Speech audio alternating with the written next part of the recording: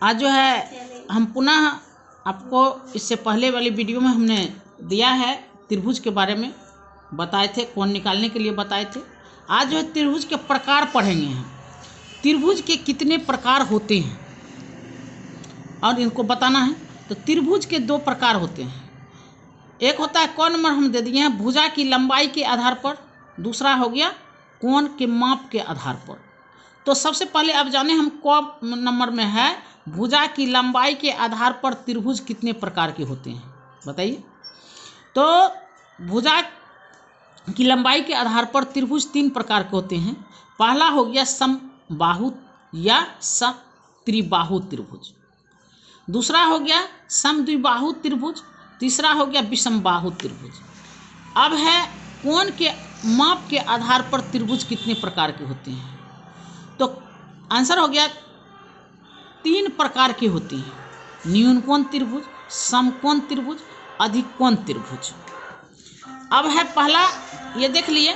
अब जो है यहाँ अब हम जानेंगे भुजा की लंबाई के आधार पर जो हमने बताया। तो पहला है समबाहु त्रिभुज या समत्रिबाहु त्रिभुज किसे कहते हैं। जिस त्रिभुज की तीनों भुजाओं की लंबाई समान हो उसे हम समबाहु या समत्रिबाहु त्रिभुज कहते हैं। यानी सभी भुजाएं समान, एक समान मतलब बराबर हो। जैसा कि हमने पिक्चर में चित्र में दिखाया है, ये भुजा यदि 2 सेंटीमीटर है तो ये भी 2 सेंटीमीटर होगा, ये भी 2 सेंटीमीटर होगा, तब वह कौन सा त्रिभुज हो जाएगा, समबाहु त्रिभुज। ये भी बराबर है, ये भी इसके बराबर ये है, इसके बराबर ये है, इसके बराबर ये है, इसके बराबर ये है। तो अब हम जानेंगे त्रिभुज ABC में AB बराबर BC है, AB बराबर BC है, ठीक है।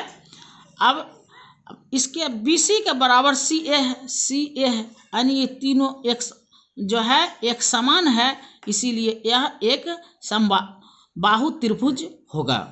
मापने के लिए हम कोण A बराबर कोण B बराबर कोण C बराबर 60 डिग्री होता है। जब इसको 60 तीनों पूरेगा, ये भी 60 होगा, ये भी 60 डिग्री होगा, ये भी 60 डिग्री होगा, तब जा कर के ये बराबर हुआ।